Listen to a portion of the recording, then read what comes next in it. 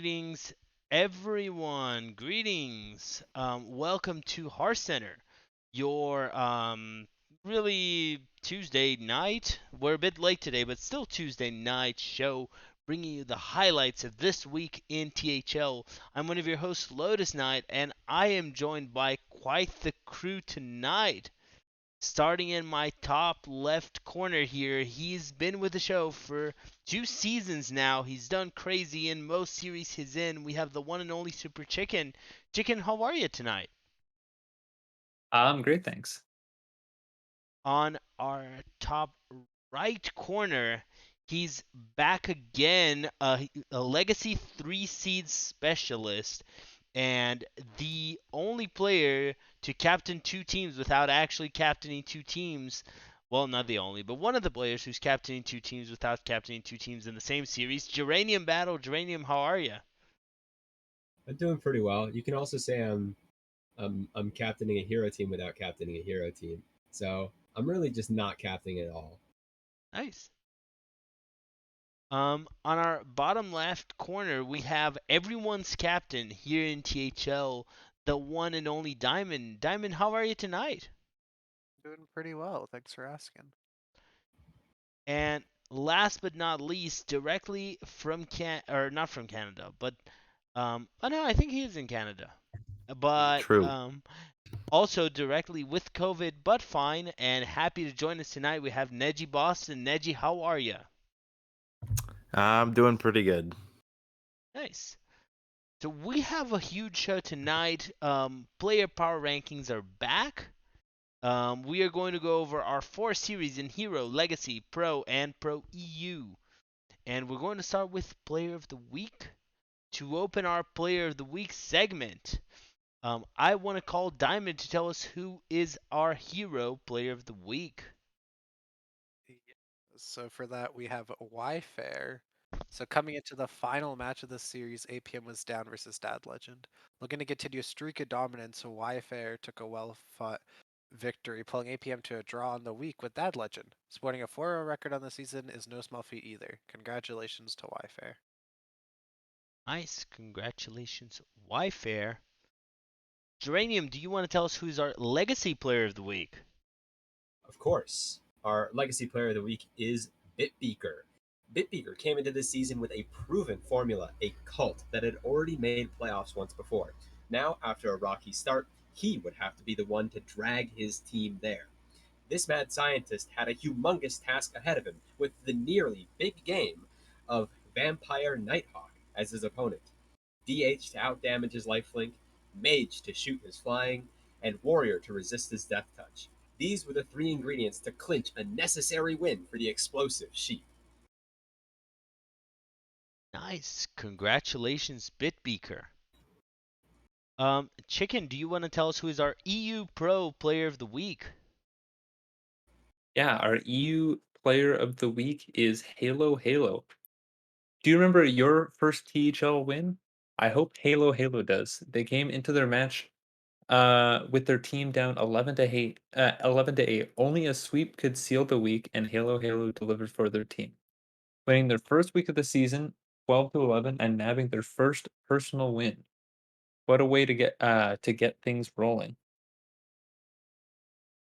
Thank you and congratulations to Halo. Neji, last but not least, do you want to read our Pro Player of the Week? Yes, let's do it. We got Ron Mexico as the Pro Player of the Week. Ron Mexico is this week's Player of the Week for both his undefeated record and his continued dominance as a player and as a captain as his team, which also has the same record he has 4-0.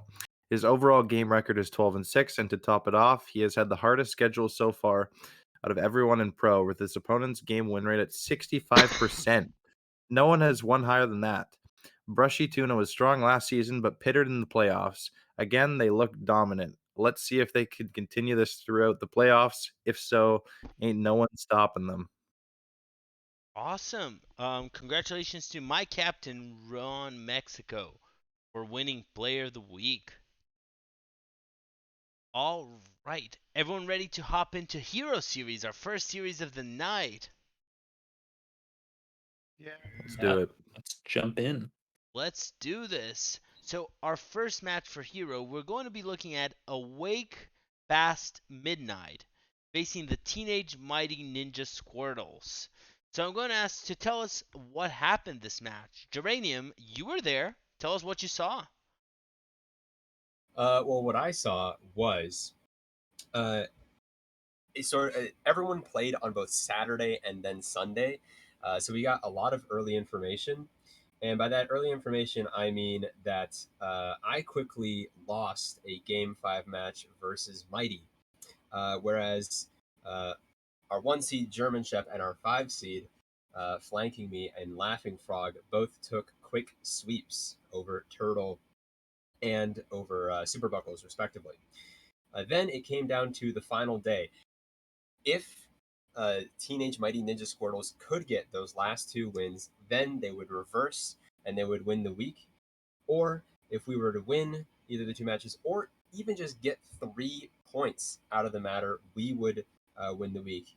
And as the results were rolling in, both of our players playing at the same time, J Rich recorded a second win, which clinched us the week, and then a third win, which allowed us to get to um, a 15-10 record over the Teenage Mighty Ninja Squirtles. Nice. Um, so I want to ask Diamond here. You were also in this match. Anything you want to share? Yeah, I kind of same thoughts as Geranium. It was like it started off well with the Mighty win, and then we were down, and then Pokemon and Wild9 like played at the same time, and I think it was Wild9's result was in first, but then Pokemon did it as well. I don't know, just props to those two, like especially they've been performing really well on our team, and especially Pokemon's like he kind of played last season, but it's like more so his rookie season this season for Hero, and he's been doing really well. Mm-hmm. Anyone wants to share any other thoughts about Awake Past Midnight facing the Teenage Mighty Ninja Squirtles? This was the exact reverse of our results from the week where we lost to No Pros here. All the players that won lost, and all the players that lost won. Um, Meaning Nice. no one gets out scot free. Fair. Fair. Now, let's take a look at our second match of the night. I want to ask Neji here. Why don't you tell us, Neji, about F2L Black facing your good friends at Barnes? All right. Yeah, we had F2L Black versus Barnes. F2L Black took it to them 20-7. Barnes was undefeated coming into this, and F2L Black pretty much smoked them. Every single person won. Rebob beat Base, Itachi beat Nails, Hat beat Seth, Jespin beat Astrofrog, and Totino's beat Roadrunner. Just really, really strong showing from F2L Black, and actually taking over the first place in the conference from Barnes with that win. There are a lot of Demon Hunters and a lot of Demon Hunter bans, which isn't surprising. And for the most part, everyone just brought the good classes. No surprises here. So, yeah, Yeah, just really strong showing from F12. sure. I want to ask Chicken. Anything you want to add about this match? Uh got Nails. Where did I go wrong with you? You There's a class that Itachi brought, and it's Demon Hunter, and then you didn't ban it, and then you lost. What? Why? Why would you do this? Anyway, not that it would have changed the result of the week or anything, but although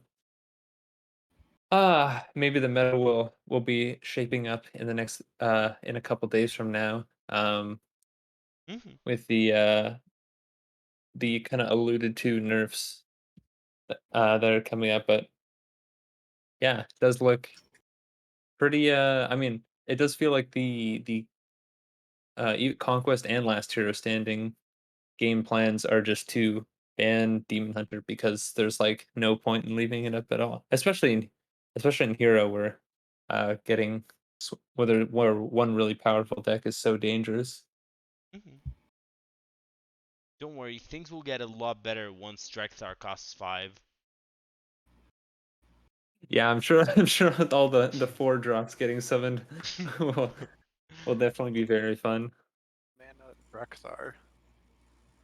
um, so any further thoughts about this match before we move into our last um, hero match of the night that does not feature chicken?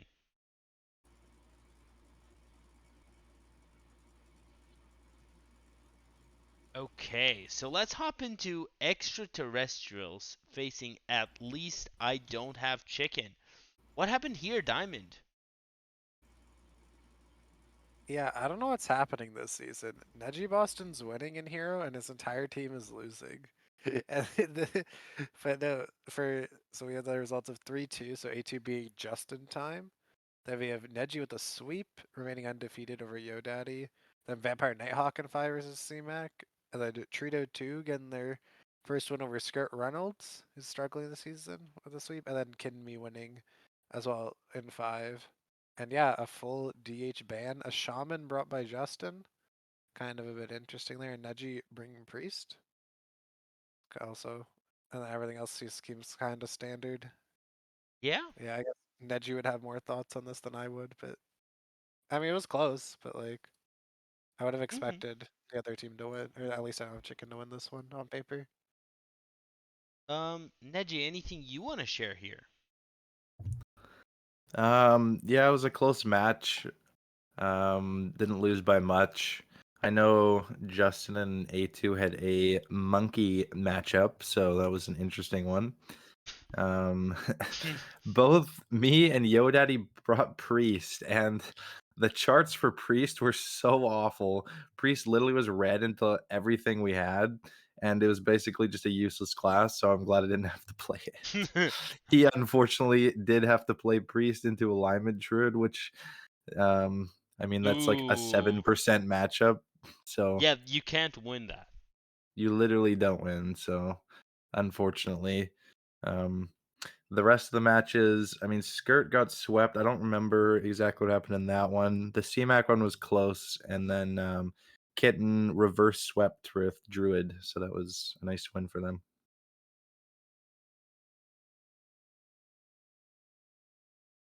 Does anyone have any further thoughts about extraterrestrials versus at least I don't have chicken?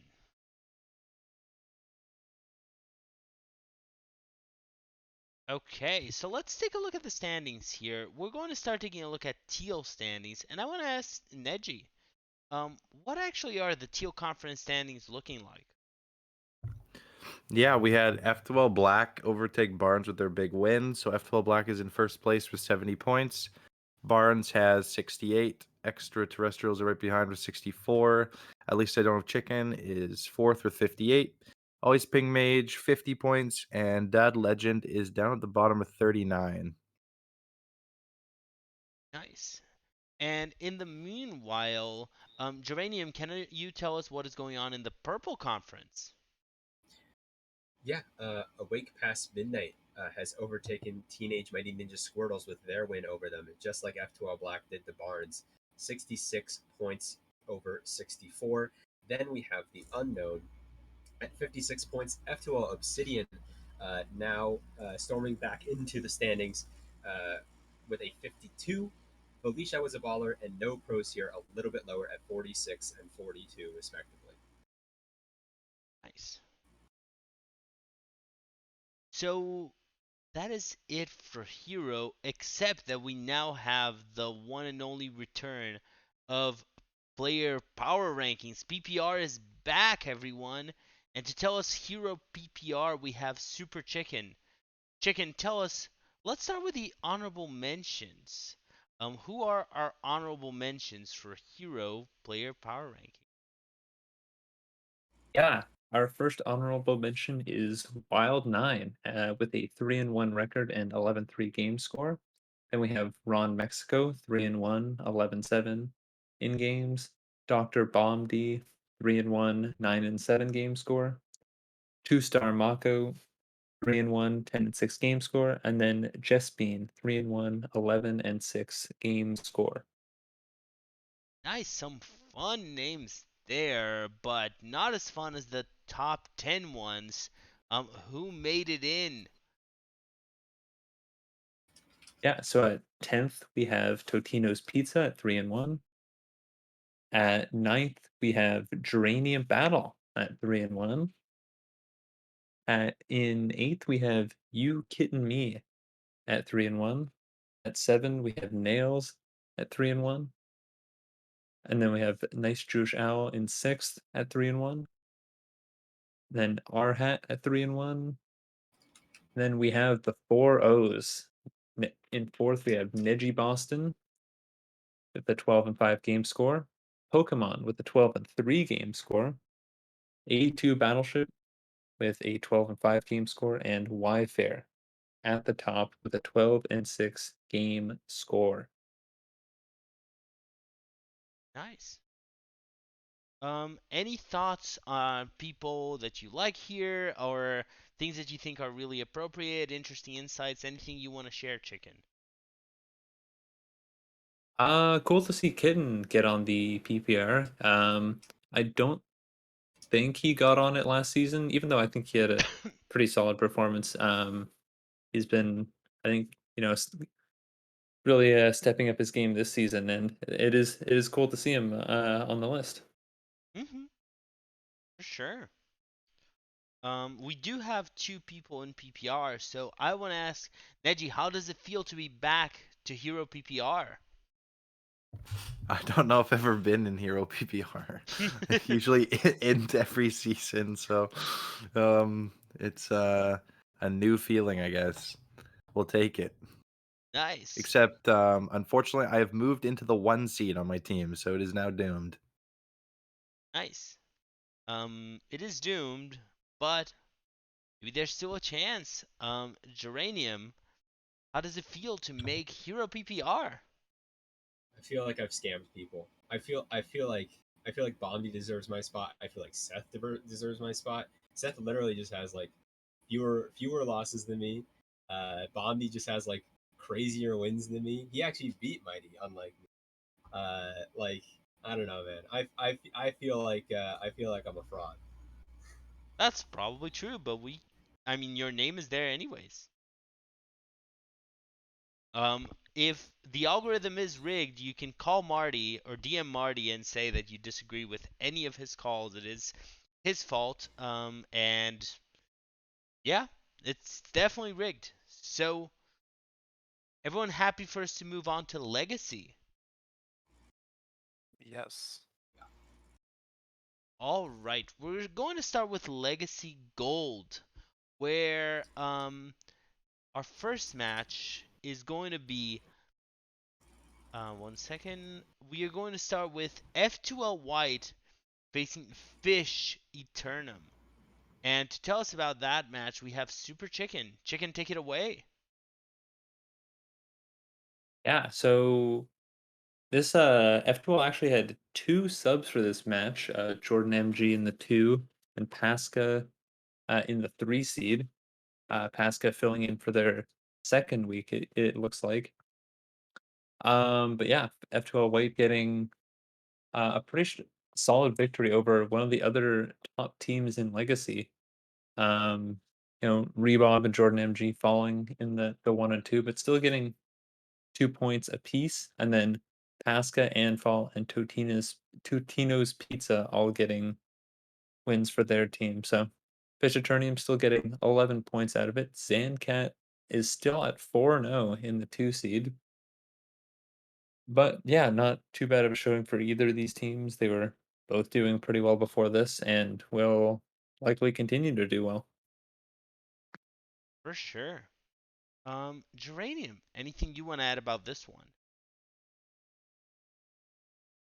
I mean, yeah, this is just the meeting of the powerhouses here. Both of these teams are doing crazily well. In fact, I mean, most of the teams in Gold Conference are, um, and yeah, you can see that Not all of them have submitted Warrior. In fact, the ones who didn't submit Warrior, one maybe they thought that they didn't need Warrior since they didn't have to fight a DH. Thinking, um, but yeah, just all in all, good play. Nice. Does anyone want to share any further thoughts about F2 White versus Fish Eternum? I just want to shout out Sandcat because like I played with him like rookie season of Hero, and like I think he took a long break, and he's back and he's doing well. So yeah, just a quick one there. Nice. We'll talk about Zencat soon, because I'm sure there's more for us to say about them. So, Diamond, why don't you tell us about our next match? We're going to talk about the Hoot Me Dude versus the Hot Zilfs. Sounds good. Yeah, a bit of a lower on the table, and then also we have two subs as well. So we have Dragon Ninja 3-1 in the 1 seed, sweeping Coles. Heechok coming in and slaying Donde, and then S Slayer, who is Owl's Tespa teammate, also coming in winning. But then Zilfs took win in the 4 and the 5 with Lefty and Astral Frog. With and yeah, it's like pretty close week between these two teams. They're like very close in points. Mm-hmm. And yeah, it's kind of interesting. We have a bunch of DH bans, and then Heechok banning Hunter, and Heechok bringing Heechok type decks. I'd say I'd consider Priest a Heechok deck because I assume it's not board Priest and some weird Heechok thing, but Fair. it works. And even Seabit bringing Shaman, just trying to shake it up. So maybe we'll see more of that stuff. But I do like that with the Zilfs, they have almost like a little pattern going with their classes, like the mage is intertwining with the hunter and the warrior. Like it's almost symmetrical, but it's not. It Astrofog's looks a so warrior. nice. Yeah. Yeah, 5 mages for the Zilfs. Um, Definitely a class. I mean, I think mage does have like technically has two archetypes, but mech mage kind of not great from in my experience. So I think mage doesn't feel that great right now for me in Legacy. Because there's really the main like the one archetype, but it Mm-hmm. does have its good matchups. Like pretty strong into paladin, fairly solid and like good into druid as well. So it just kind of depends on what your opponent brings. For sure. Sure.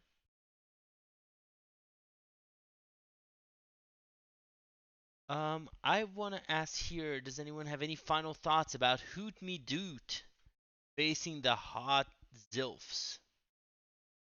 Um, I subbed in Heat Shock to specifically to fight Donde last season. I wonder how many times Heat Shock has specifically been called in to fight Donde. Fair. Fair. Now, let's take a look at the Gold Conference standings. And to talk us through them, Chicken, why don't you tell us what's going on?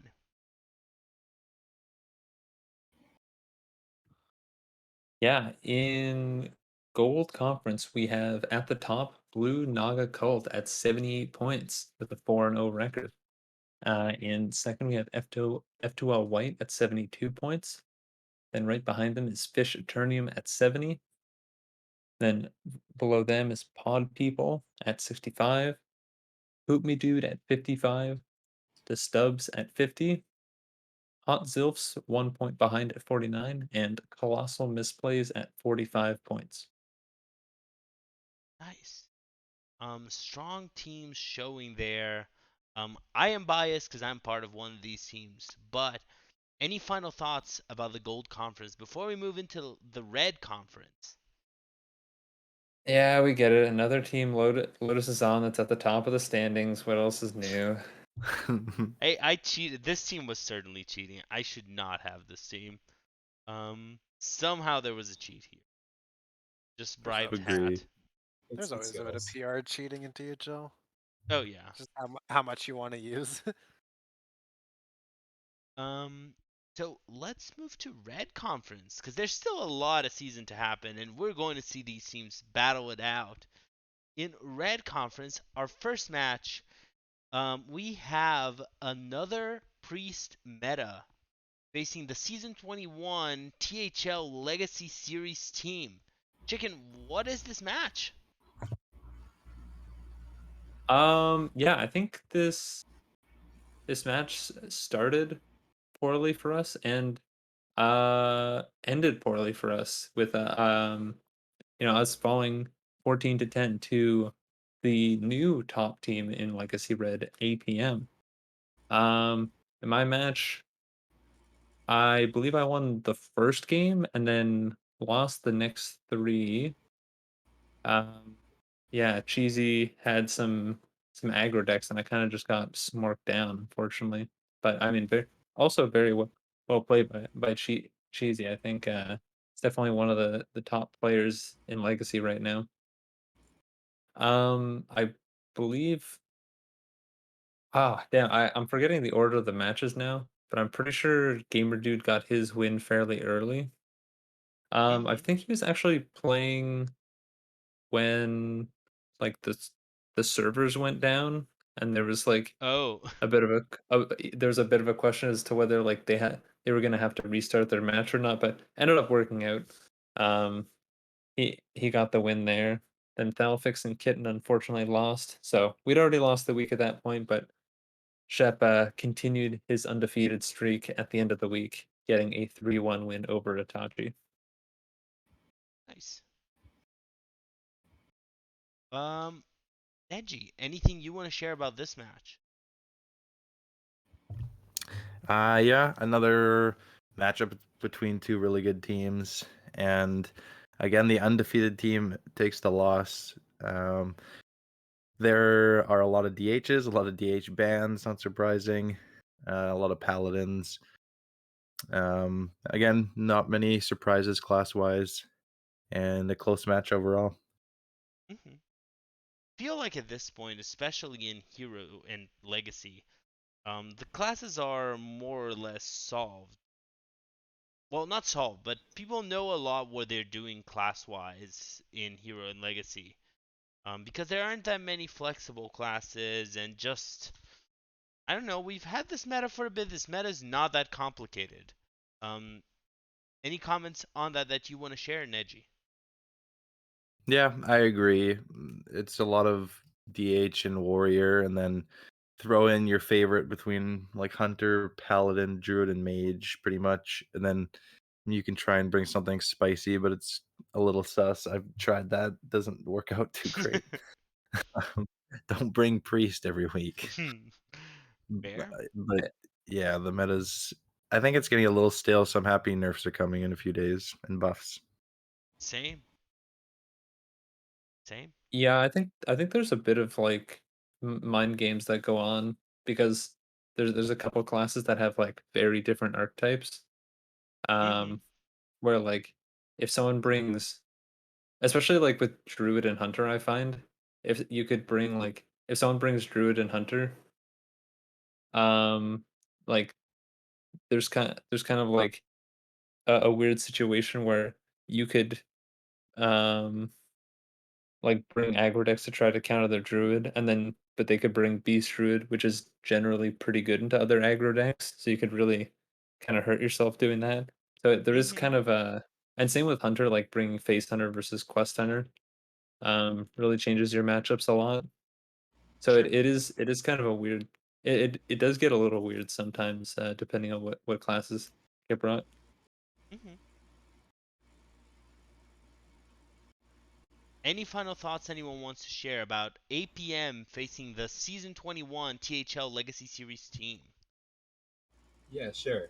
So Nubs was facing Gamer Dude during the big DDoS attack, and and she was actually winning her match, um, going through the DDoS attack. And then I messaged her to not think about looking into Gamer Dude's big, beautiful blue eyes, and then she proceeded to lose. So coincidence? I really hope so. Yeah. Bit of trauma for Geranium there. Um, everyone ready to move to our next Red Conference match?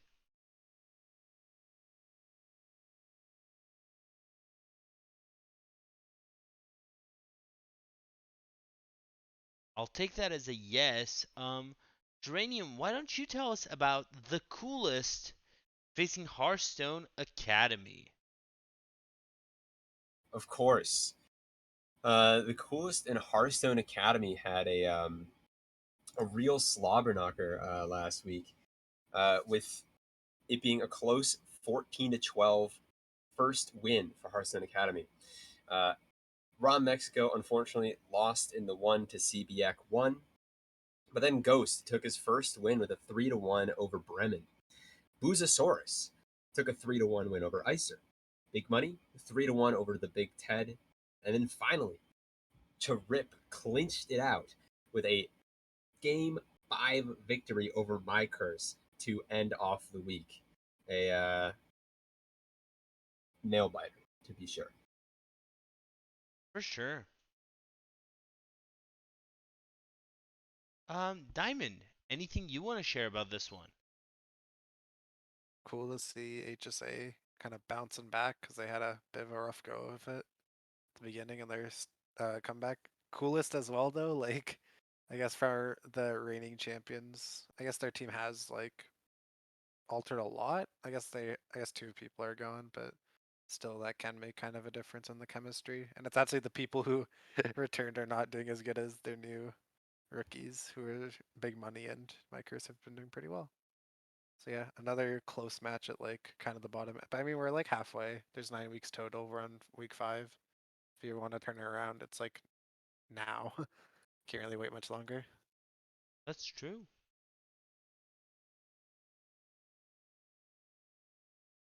Anyone wants to share any thoughts on the coolest versus HSA? Now we know what well, we've now answered the age-old question of would you rather have big money or big Ted? Uh, I think the answer is money.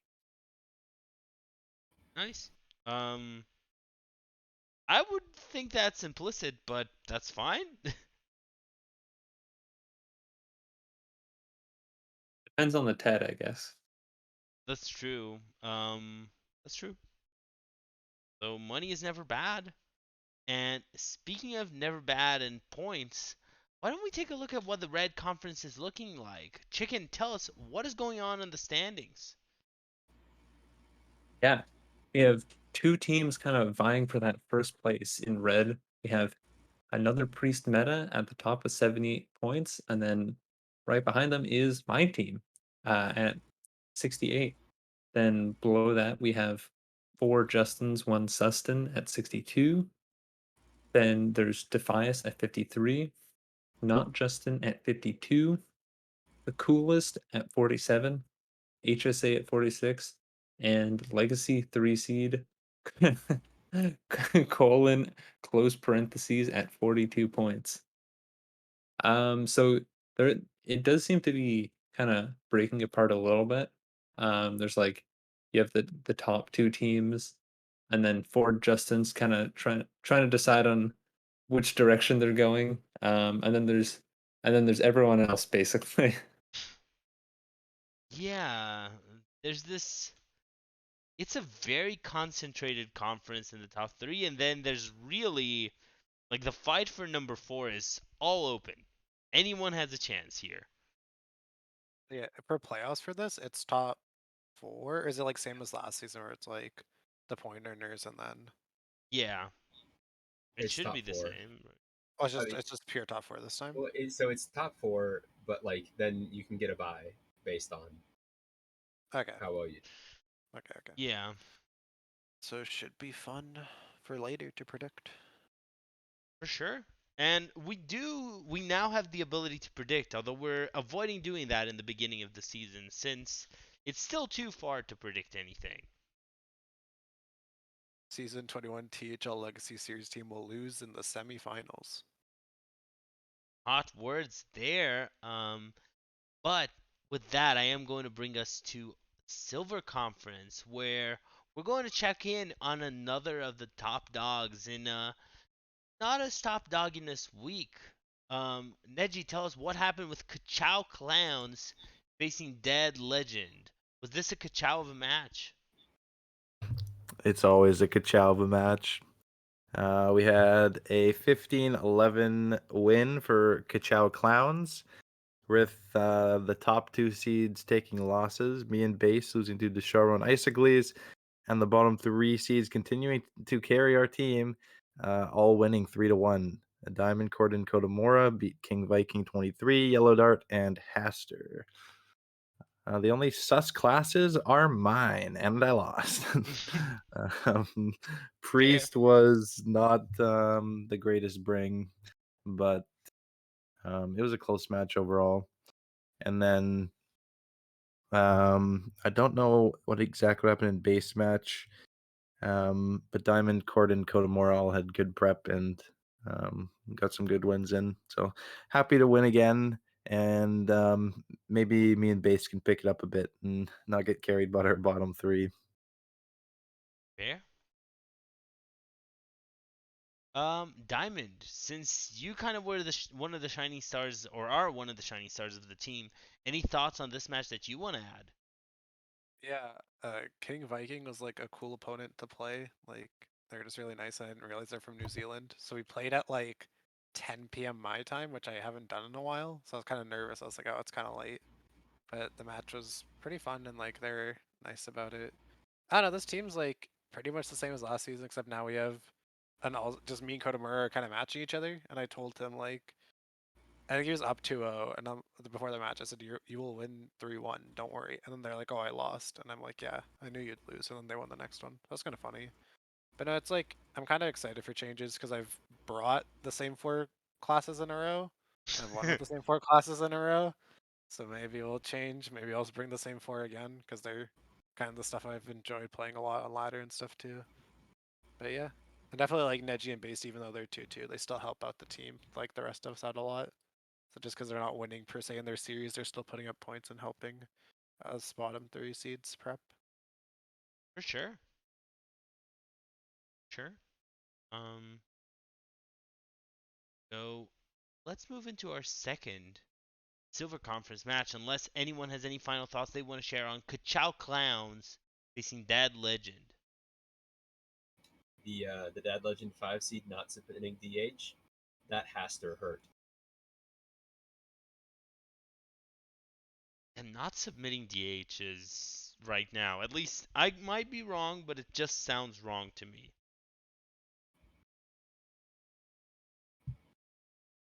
But let's hop into a match where one seed didn't submit DH, shall we? Why don't you, Diamond, tell us about Explosive Sheep facing standard THL degenerates? Yeah, for sure. So this was had our featuring our match with Bitbeaker, who had our player of the week. So starting at the top, or let's start at the bottom. I always start from the top. We have Sharkbait winning 3-1 over Saku, along with Bitbeaker also winning 3-1 over Vampire Nighthawk to get the same record. And then it goes to Electric Sheep and Memnarch 3-1 as well over Epic, Mingo, and Megu, and it's 3-1 to Tistu. So most of a bunch of 3-1s. There's only one 3-1 person on the team, which is Tistu. But yeah, definitely like I don't know. There's nothing really more to say, I guess. I mean, a lot of mages actually, which is like kind of surprising, you know? Mm-hmm. I guess people are just trying to have a bit more fun with it. But even T2 just didn't bring DH and won. So maybe preparing for the nerfs already. But it was kind of a big week for Sheep getting their first win of the season and over STD, who are like one of the top better teams up top. For sure. So yeah. And then STD's had a bit of a. I'd say Explosive Sheep have had a pretty rough go of the schedule along with Dead Legend. Because I think they've played almost every top team so far. And I mean, they're still hanging in. And as I said earlier, there's like 5 weeks to go. Plenty of Mm-hmm. points to go. For sure. Geranium, anything you want to share about this one?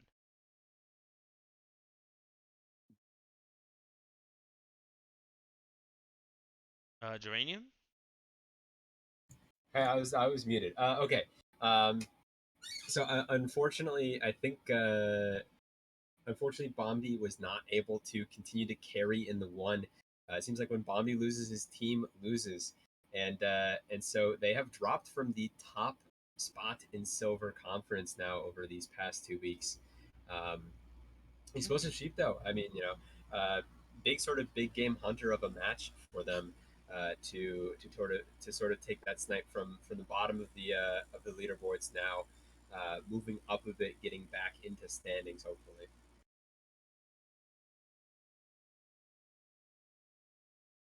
Now, this feels like a good time for us to review the standings for Silver Conference, because Silver Conference looks very different than some of the others, and Neji will tell us what is going on.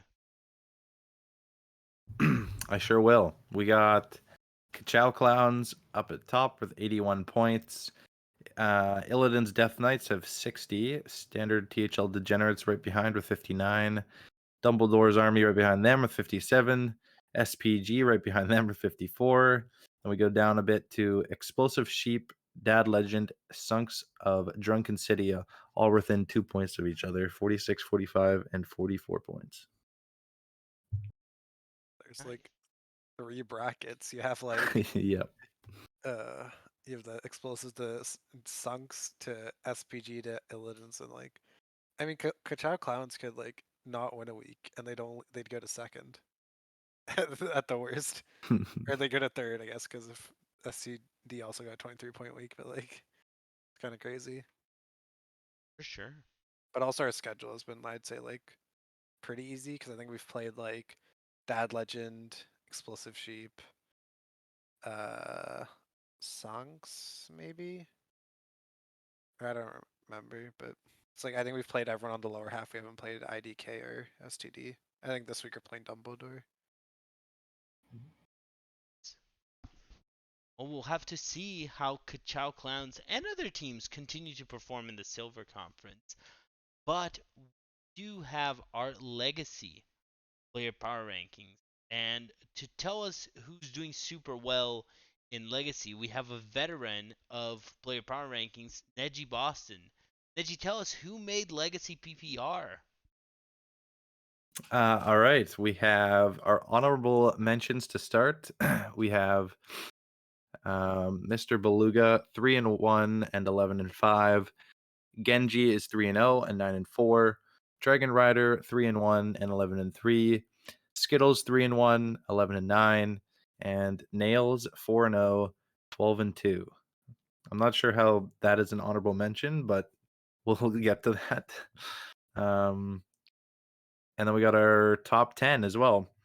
We have German Shep 4-0, 12-5. Roadrunner at 9th with 4-0 and a 12-6. At 8th, we have Nine Eyebrows 4-0 and 12-5. R Hat at 7th with 3-1, 11-7. 6th, we have Kotomora 4-0, 12-5. 5th place is Diamond 4-0, 12-6. 4th place, Bartimus 4-0, 12-4. 3rd place, Zancat 4-0 and 12-4. 2nd place, Wicked Good 4-0 and 12-5. And 1st place is Cheesy 10 4-0 and 12-7.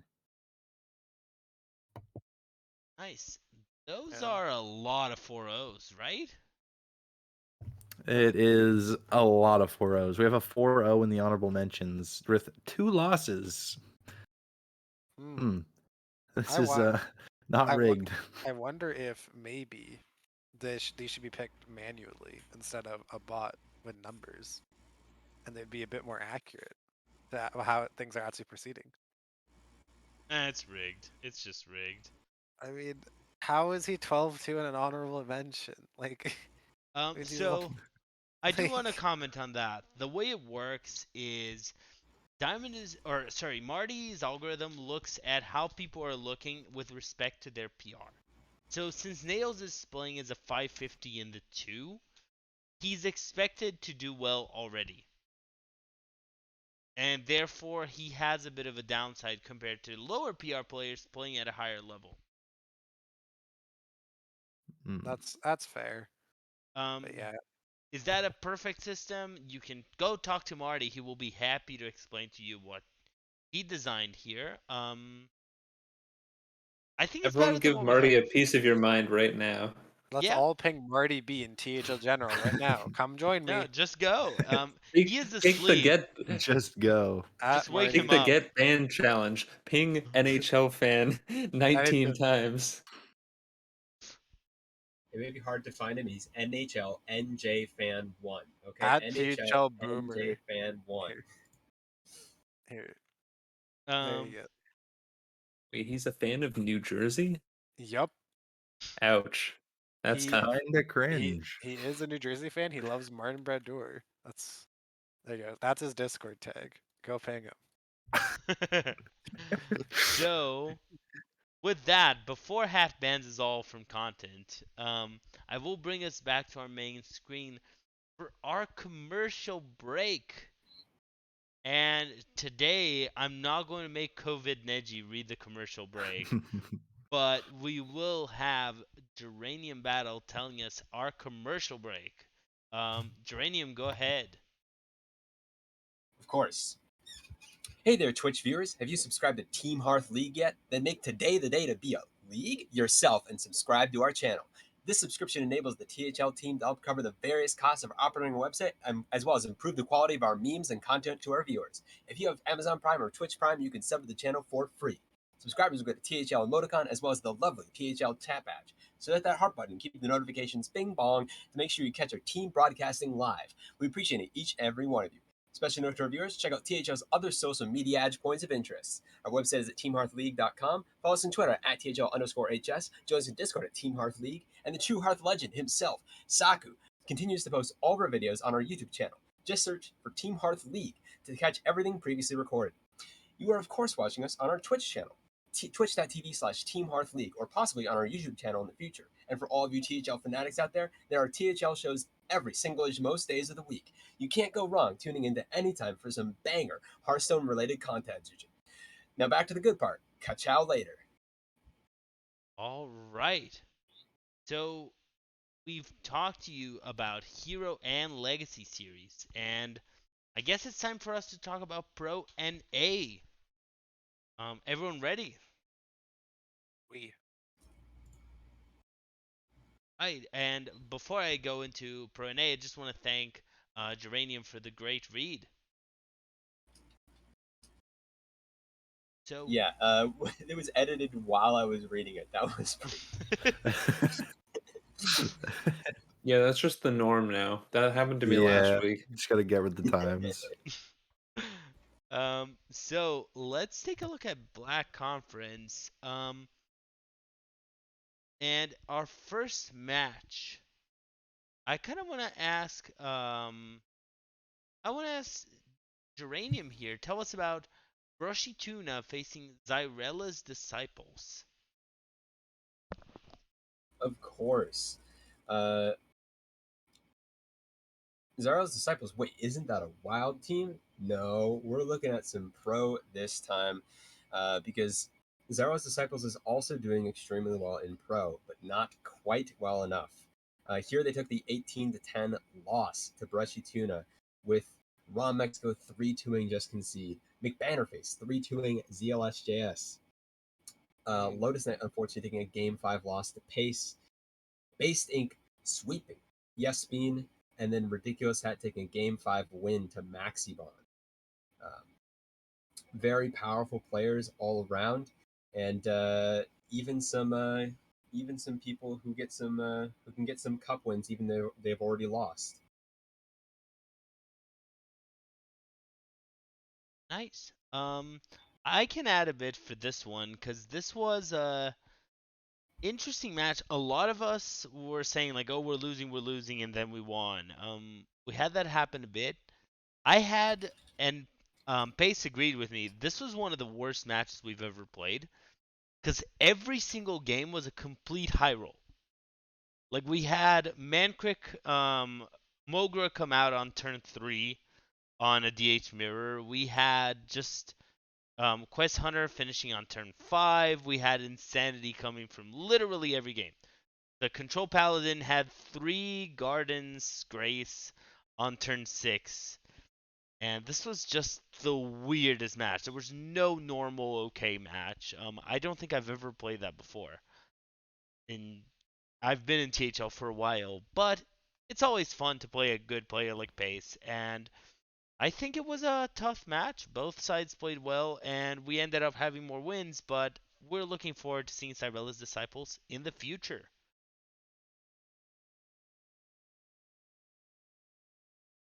Anyone wants to share any further thoughts about Brushy Tuna facing Cyrella's Disciples? Yeah, Zarella's disciples are kind of on like a tear before this, and then as now Tuna has risen to the top, but yeah, previously undefeated, then Tuna coming in and smacking them down. We can't have wild players thinking they can run standard. Yeah, Just, it's the other way around. The yeah, standard players run wild. yeah. Lotus gets it. Um, let's move to take a look at our second match here. We have For the Boys facing Popeye Spicy Chicken Sandwiches. Chicken, since you're in both sides of this match, tell us what happened. Yeah, this one was pretty interesting. Shep getting his first loss of the season to none other than the 4-0 Lambie series. Um, Fudov and Rekvam are EU super subs, continuing their warpath. Yeah, it's been pretty cool having them on. And yeah, I think Diamond is Rekvam staying on? I don't remember. I know Fudov's here for the whole season, but did So Rekvam decide to stay? I don't remember. of what I understand, Rekvam was only supposed to sub these 2 weeks, but he is continuing to stay on for the undecided future. So that's cool, I guess. All right. Nice. And then yeah, Fuda was the permanent sub for Jake Weiss because he's just taking a break, and then Dardar I guess is also just taking a break right now, which is fair enough. So yeah, this is like Yeah. the new. I don't know if we'll get new. Maybe we'll get best new team again, even though we have 3 of the returning players. That would be funny. But yeah, Shep, Fudov, and Rekvam played their matches, so we were we were kind of up a match. So just one person between myself and Dabs needed to win. Dabs fell 3-2 to Zabe, so it's just myself left when we were up 12-11, and I won my match in about 15 minutes because I brought aggro decks and button queued Druid 3 times. Fair. Boy, Yeah. playing for points fun. Um, Now, does anyone have any further thoughts on For the Boys versus Popeye's Spicy Chicken Sandwiches that they want to share? I'm glad the boys have turned it around. It was looking a bit scary at the beginning, not gonna lie, starting the season 0-2. But we also played the top 2 teams of the thing of what's it called? The conference. Brushy Tuna and Sorrel's Disciples. It is weird seeing Dabs in the 5 seed though, I'm not gonna lie, and having a negative record. I think it's also Yeah. funny that Shep and Chicken have kind of the past couple seasons been the 1 seeds, but like separately. And I will see. And then also just the EU subs are like matching. So it's like cool symmetry stuff going on again. Yeah, For what's sure. what's funny about Black Conference is that they've already played, like, all the top 3 teams have already all played each other, which Mm-hmm. I think kind of just goes to show how dominant they've been against the other 2 teams that they've played from their other weeks. Yeah. We usually don't see this pattern. It's usually some of the stronger matches happen later.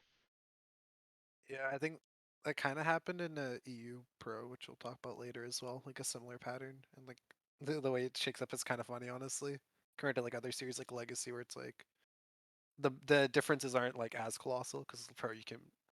I mean, we can have Rec Farm to sub in, right? Like stuff like that. Mm-hmm. Crazy, but yeah. For sure. Now, now that we've talked about this match, why don't we look at the standings? Diamond, what do the standings for Black Conference look like? Sure. So the only undefeated team left in Black Conference, British is at 76 points, and kind of grouped up in that top three with Zarella's Disciple at 72 and For the Boys at 64. Then we kind of have everyone else. We have achieving playoffs maybe at 57 points, are currently in a playoff spot at 3-1. We have Taggers at 53 points, Popeye's Spicy Chicken Sandwiches at 52 points, Faction struggling a bit with 50 points, and then Rotate Quest Please, formerly known as like Poem Locked and Loaded, are at 46 points. So yeah, it's like kind of. I mean, it's still close, right? Especially with pro. Like, I find the Mm-hmm. 1 and 2 seeds are kind of determined early on, or like they kind of battle it out, and then it's the 3 and the 4 seed that like comes later. I feel like it's just. I'm just gonna keep saying this for each one. Like, it's only halfway through the season, For so sure. you can still make it. Like, don't threat. There's only what, like 7 points from second to last in the playoff spot right now. So for the fourth one. True. Now, before we continue to Pink Conference, I just want to give a special thank you to Bone Masher for his subscriptions. 5 months subscribed to THL. Thank you so much, Bone Masher. And with that, let's move into Pink Conference, where Neji will tell us about our first match. We have Rope and Cope facing the Cheesemongers United. Neji, take it away. Rope and Cope took it 15-11 over Cheesemongers United.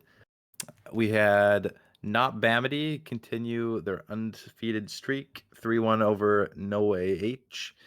Danka's Dad continuing his undefeated streak, beating previously undefeated Random Dude 3-1. Pyro Llama 3-2 over Nice Jewish Owl. Ariana 20 3-1 over Memnarch. And Copa 3-1 over Wild 9 for their first win of the season. Very close match overall. Nothing too surprising. I say that because it's Danka's dad and we know he likes his Highlander rogue, so it's not actually surprising. If someone else brought it, it would be, but not Danka's dad, and he's getting the job done. Boral Priest from No H is not a super common deck, but still not bad. And otherwise, lots of DHs and warriors and paladins and mages. Yeah, close match. Definitely a close match here. Now, I want to ask Chicken, anything you want to add about this one? I thought you'd never ask, Lotus. So, if this Highlander rogue is undefeated in THL, well, why don't we see it on ladder? Surely it's a meta breaker, or maybe is it just Dankest Dad player diffing on literally everyone because he's just the goat of playing weird decks and winning with them. Who knows? But it is really cool to see something like that, like especially in Pro Series where like it's open list, so it's not even like you're surprising someone like in a game in your match or something like they have the whole list, they can see everything, and he's still uh winning every game with it. So it is pretty crazy to see. Hmm. For Perhaps sure. on the deck tracker, there's so many cards that Danka's dad's opponents cannot keep track of all of them, since there's 30 single cards, and I used to really small deck lists. No, but uh, like, as Chicken says, like I think I love that Danka's dad is just coming in and like bringing unique stuff, even compared to like his teammates who kind of all brought the same stuff, except like no way brought board priest, which is kind of interesting. But yeah, it's like fun to bring cool decks, and if you're winning with it, it's even better. And helping his team win the week, and maybe he's up on the PPR. We'll see shortly. yeah. Let's take a look at our second pink match so we can get to PPR soon. Geranium, tell us what's going on with Swagoy facing no pros here. Yes, when Sugoi fought against no pros here, it was a close week again. 13 points to 11 points on the week, with the 4-0 Mole Star continuing to stay undefeated against ex Kume. Game 5 match there. Agent Pee Wee sweeping Linthesis. Jared Pullet sweeping Kaz 1291 QAZ. Aquaman 575 taking a 3-1 victory over Risen, and then finally in the 5 seed Edelweiss taking a 3-1 victory over your Mumked, divorcing herself from being right next to her captain name.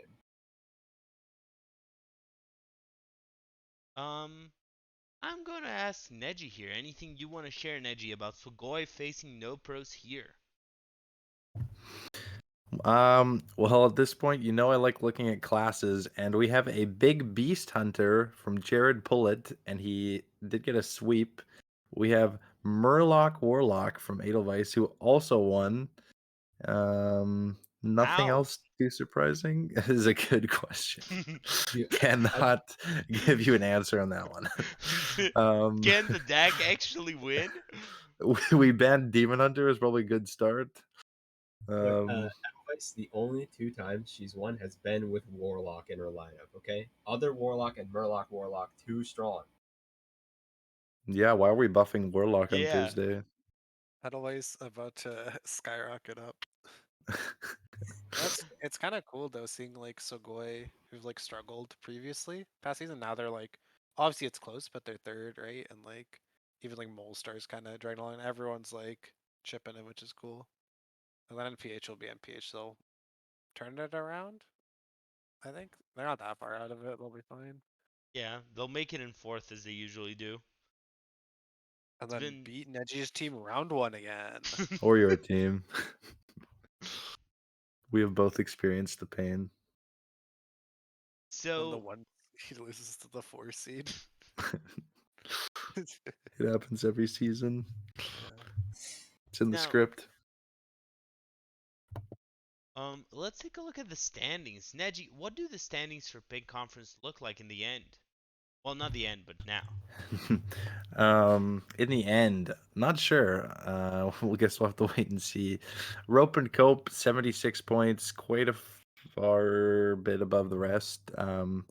Bing Bong Big Top in second with 61. Sugoi has 59. F2L 58. Cheesemongers United 55. No Pros here 51. Mr. Smiteside 50. And Pondering My Ape at 47. Nobody is out of it yet for sure. It's all pretty close. So we'll just have to wait and see what happens. For It's so sure. weird seeing so many 2-2s, but there's like one, there's no 3-1 and there's no 0-4. You just have 1-4-0, 2-2-2-2, and then 1-3. It's like, I don't know, just haven't seen it like this in a while. It's true. I feel like THL this season has been actually fairly balanced, which you don't see a lot. Usually teams have been eliminated by now. Well, there's one series we don't talk about, but we also don't talk about Bruno. And with that said, why don't we look at player power rankings for pro? Geranium, you have our pro player power rankings. Tell us who made it. Honorable mentions first, of course. With the first honorable mention spot, we have Silo with a 2-2 record. Follow that up, Heat Shock right above them with another 2-2 record. Glee at a 2-2 record as well, not undefeated like last season. Random Dude, 3-1. And Pace right above them, also at 3-1. But then for the actual top spots, I'm going to go a little bit different order because you know what? Diamond's been calling for it. Dankest Dad for the number one spot. Let's go. Number one spot in pro player power rankings is Ron Mexico at 4-0. Then at second, we have Dankest Dad at 4-0. And finally, after that, we have Just Concede, 3-1. Then Not Bamity at 3-0. Lambie series following that 4-0. German Shep next down the line at 3-1. Get into the 3-1s here with Rebob also at 3-1. Karate Dom right after at 3-1. No Way H ninth spot with 3-1. And then finally McBannerface 10th spot 4-0 somehow. A lot of 3-1s above him. Who knows? How does this work with open list? Lotus It's with a the different system. It's a completely okay, different system. for sure. Because there's I also mean, no PR. He's a This world is player, so he gets a hidden PR. Yeah. The way this is this what Banter and I get for starting in the 5 seed on our teams. Unlucky. Maybe that's what the bot does. It checks what seed you're in and where you've gone up and down. it does consider a lot of your opponents, and by looking at your opponents, basically you get some interesting behavior that you usually wouldn't.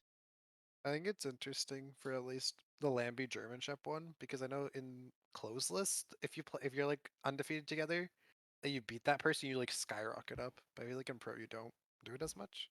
That just might be like the way the series are Yeah. with PR and stuff. But yeah, because I remember last season, I think it was like I forgot it was 2 5 seeds who were like 1 and 2. The one the 5 seeds won, and the other guy got shot down to honorable mention because they lost once, something like that. It's like cool. Hmm. But yeah, shout out to everyone on the list. Dankest Dad is #1 in my heart for sure. Nice. Um, any final thoughts anyone wants to share about pro player power rankings before we move into pro EU on the other side?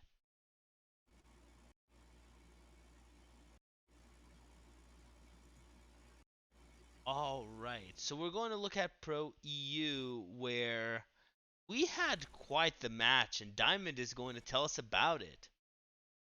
Start with League of Nations facing Donkey Hot. Yeah, we have the top 2 teams from, I guess, even still now with points per week going against each other. So we had Izza versus Donkey, who got a nice big sweep with, I think his lineup work that he wanted to work. Unclear. Then we have Gaboom, new to THL entirely, with who has also 4-0, and then 1-3-2. Then Mighty, qualified to Worlds 1-5. Dead 17, who's in the summer seasonals, is 3-0. And then Den losing to Palua. I think To it's Palyuha, but I'm not sure. I'm not good at the pronunciation. They're all Croatian names. I tried my best, but definitely like shout outs them. Like they're a really good player that like when looking at the series to start with, and some cool classes. There's a token shaman, a face hunter, and a beast druid, and the aggro deej. That is the aggro lineup. And then there's also a pirate rogue from Mighty. I don't think there's anything else. I guess a ramp druid is interesting instead of anaconda druid, but oh, and there's 2 pirate warriors, and there's also other warrior. So that's something to talk about. Forgot about that one. I guess if anyone else has anything else to say, I can find the other warrior list and share it. Um, I want to ask, um, check in here. Do you have anything to say about League of Nations facing Donkey Hot? Yeah, I mean it's just kind of the #1 team getting another pretty dominant win. Um, I mean it's kind of what you expected from this team, like such an absurdly stacked roster. And the only like the 2 unknowns for me at the start of the season were Gaboom and Den. They were the only players that I wasn't familiar with, but they seem to have both fit in quite well. Yeah, it seems like it's going quite well for them. They I don't know, they're just really, really, really solid. It's just a team that is just kind of living up to their potential so far. Also, I have the other warrior. It is essentially the Kazakhstan warrior, but it has Vol'jin and it has double smothering starfish. Oh And yeah, it's just Control Warrior. Well, it's whose silly deck action is this? yeah, and it cut cards like what did this cut Rancor? Oh, one amalgam only as well. Interesting. But hey, it works. I mean, I'm never gonna. If anytime Izar posts a lineup, I just look at it. I'm like, this guy's gonna do well. It doesn't matter. He recently played in I think it was the DreamHack qualifier, and Hmm. he was on stream, and everyone, even the casters, like language was like, wait, what is this lineup? How is he winning? He's in top 4. It was like interesting to see. And I don't know how I finessed this team together. I'm gonna be honest. I could start from me DMing every EU pro player that was on my Twitter list, and like a good amount responded actually, which was kind of cool. And then I came up with this with like I think half the people just DMing me like, "Hey, do you need someone?" I was like, "Okay." Nice. That's awesome. And we're certainly going to see a lot of League of Nations over the next few weeks. Um, Before we move into our second match, I want to give a special thank you to my friend Desharmo for subbing for 40 months to THL. That's a long time. Thank you so much for your content support, and looking to see you on the show one of these days. Whenever you want to be here with us, let me know, Desharmo. Um, Now, why don't we move to talk about our second Pro U match? We have F2L Violet facing Fruit Basket. And to tell us about that match, we have Neji Boston. Neji, tell us about F2L Violet versus Fruit Basket. All right, F2L Violet, 14 points over Fruit Basket's 12 points. We had Super Fate coming in, undefeated, remained undefeated, 3-1 over Jack Attack, Max VDP, 3-1 over Rami, Pigeon, 3-1 over Rabobson, Itachi, 3-2 over Fudov, and Copa getting the first win, 3-1 over Lasagna. Very, very close match, 14-12, came down to just one match at the end. We have 4 pirate rogues, which is interesting, and we have 0 control warriors. Now that's a surprise. We have 1 charge warrior, but yeah, no control warriors, and just a bunch of DH bans. So I guess if everyone's planning on banning DH, maybe you don't need the warrior, but seeing none is pretty surprising. Right? There's no control warrior. That's really weird. Geranium, anything you want to add about this one? Um, Pirate Rogue. 4 people brought Pirate Rogue, and then it's just like all the people who brought Pirate Rogue just barely dodged each other. People who brought Board Priest barely dodged each other.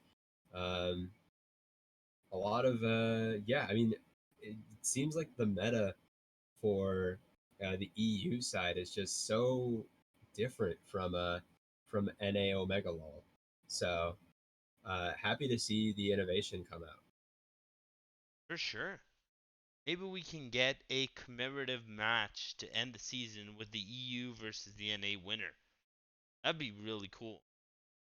The- Um, And also, if you're watching and you are an EU pro and you like a match, contact Lotus on Saturdays, and they will Drew? have a match for you in the afternoon, like NA time. So you would play at night, and then we could stream some of these matches because there's a lot of matches here that are really good. It's just I guess either people maybe not know that they can be streamed or haven't. So like definitely if you are an EU captain and your players are playing, get them on stream because there's some really high quality matches up for grabs to watch and learn from. For sure. I also want to add, if you're a EU player and you would like to cast some of these matches, we are looking for casters for Saturday or Sunday afternoon. If you're interested in casting and haven't had an opportunity to do it yet, DM me Lotus Knight and we'll try to find you a spot. But I do want to stick with Geranium here to tell us what is the standing of Blue Conference right now this week. Of course. Well, up at the top, we have some teams that have played all 4 weeks. Starting off with League of Nations, who is the last undefeated team with 81 points.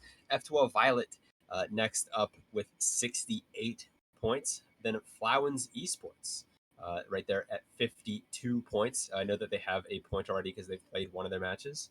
And then Donkey Hot has only played 3 weeks and has 51 points to their name, ahead of Undivided, who has 49 points, Underdogs, who have 41 points, and then some teams who have only played 3 weeks with Fruit Basket at 41, Pertinax at 37, and then finally Team Enigma at 25. Nice.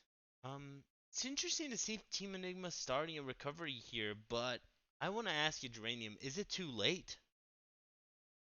Yes. Oh, sorry. Supposed to say no. Okay.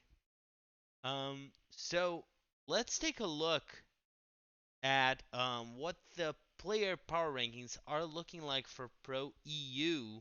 Diamond, you know all these players, and you certainly know how to say all these names, which is extremely tough this time. Go for it. Tell us who are our 15 top players for Pro EU. For sure. So starting with the honorable mentions, we have Paluha, or however Chicken said it earlier. Then we have Vusk, eh? Then we have Urbobson, Donkey, and Itachi. Names I recognize. And then going into the actual list at number 10, we have Van Sparn, who's 2-2. Groinkpoof, who is 2-1. Razor, who's 2-2. Glista, who's 3-1. Dead 17 is 3-1. Mighty, who's 3-1. Rami, who's 3-1. Super Fake 4-0. Izzot 4-0. And then Gaboom 4-0. I think this one, like, it's kind of interesting compared to NA Pro, where it's like this one's ordered more so. I guess besides like Itachi 3-1 on the honorable mention, but it's kind of weird too with the buys and stuff how teams get rated. Sure. But yeah, Any final thoughts on Pro U before I move us back to the main screen? It's crazy how many people on this list have even records. It's just not a thing with the other series. That's true. We do have fewer players in Pro U than the other series.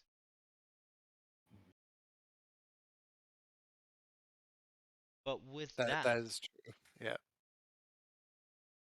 I'll bring us back to our main screen where before talking about our checkout question of the night, which we do have a special one, I wanna let everyone know we do have a new THL show starting next week.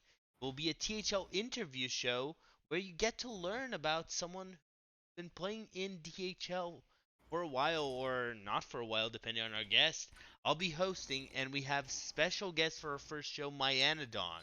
I'm super excited to talk to Myanodon. It's going to be a lot of fun. Mayan has been in THL for quite a while, and it's going to be a great chance for you to learn more about some of the people in THL. So come watch our new show starting at 9 p.m.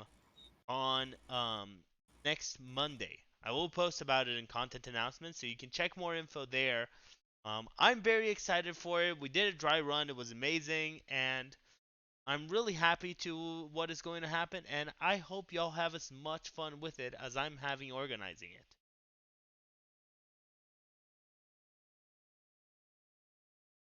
But this being said, I think this is it for our show tonight. We did a ton, everyone.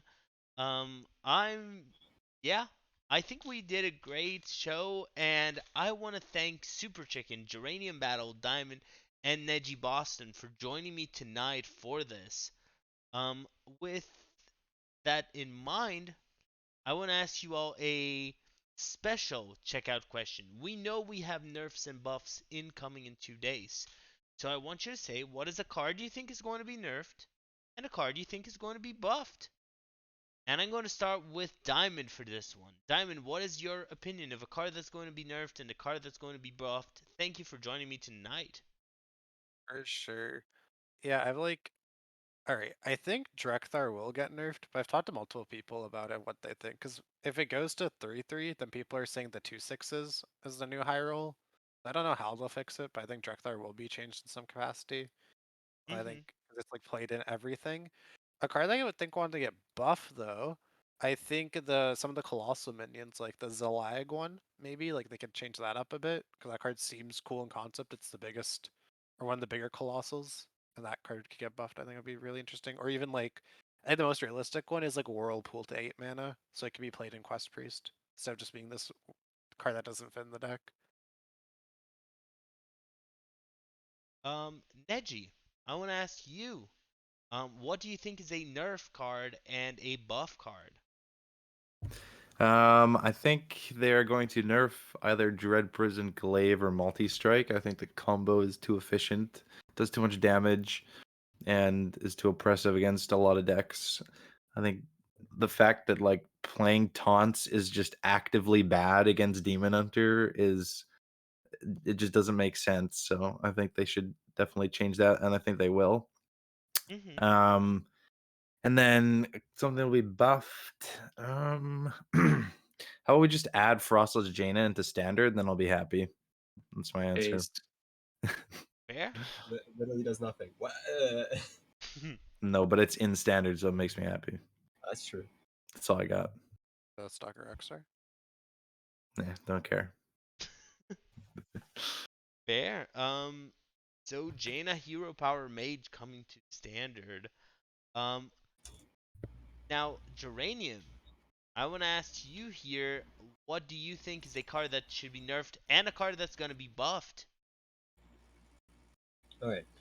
Um, I I mean, I was sort of on Neji's train here of Dread Prison Glaive slash Multi Strike.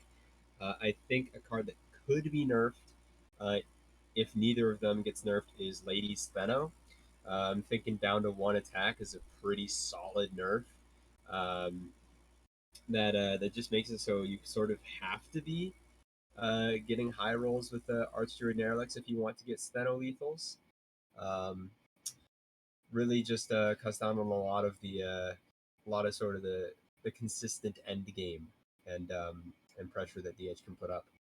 Uh, that being said, I think something that will get buffed before a week ends is the entire THL channel with the introduction of this interview show. I think it's a really great idea. Aw, thank you. I hope it works. I'm excited. Um, Last but not least, Chicken, I want to ask you, what is a nerf and a buff that you think is happening? Um, yeah, so like Drakthar's been mentioned, Dead Prison Glaive's been mentioned. I think those are both really good candidates. I think those are probably the two most likely to go.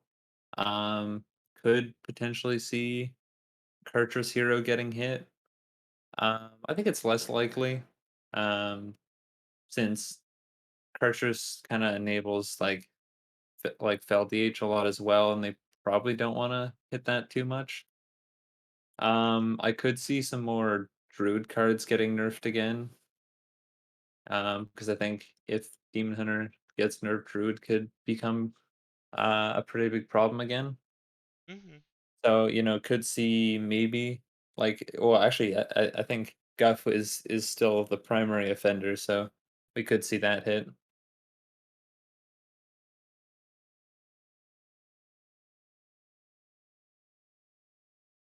Well, we all know we're finding the information, or at least having the patch on Thursday, so 2 more days before the game becomes playable again.